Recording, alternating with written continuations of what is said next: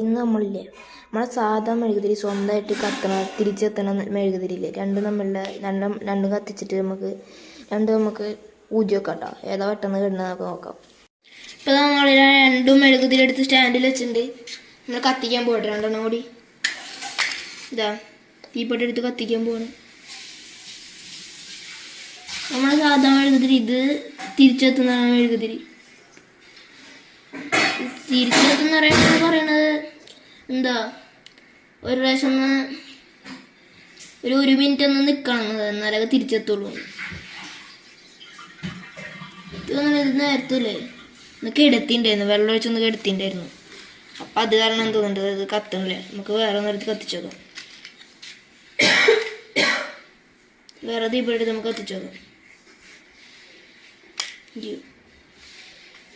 ഇതിനകത്ത് കത്തി നമുക്കല്ലെങ്കിൽ കത്തുണ്ട് കത്തി.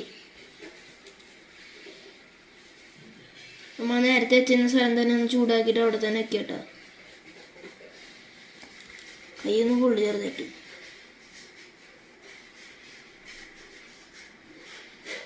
നന്നായിട്ട് തീയുണ്ട് കേട്ടോ. കുഞ്ഞി സാധനമാണ്, പക്ഷേ കൈ പൊള്ളണൊക്കെ ഉണ്ട് കേട്ടോ. ഇതാണ് നമ്മുടെ രണ്ട് മെഴുകുതിരികൾ. നമുക്ക് പൂതി വെക്കാൻ പോകട്ടോ. ഉണ്ടോ, തിരിച്ചെത്തി. തറയുടെ ശേഷം തിരിച്ചെത്തി. ഒന്നുകൂടി വെക്കാം. ഉണ്ടോ, തിരിച്ചെത്തുണ്ടോ, പുക ഉണ്ട് നന്നായിട്ട്. ഇതാ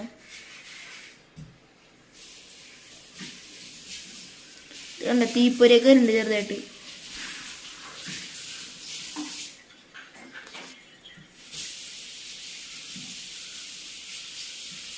തീപ്പൊരിയൊക്കെ ഉണ്ട്. കത്തുണ്ടാവും, നോക്കാം നമുക്ക്. കത്തേണ്ട സമയമുണ്ട്. ഇതാ നന്നായിട്ട് പുക വരുന്നുണ്ട്.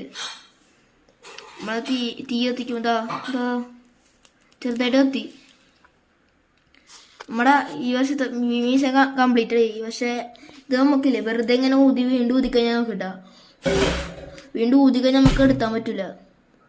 അതുകൊണ്ട് നമ്മളിത് വെള്ളത്തിലിട്ട് മാത്രമേ എടുത്താൽ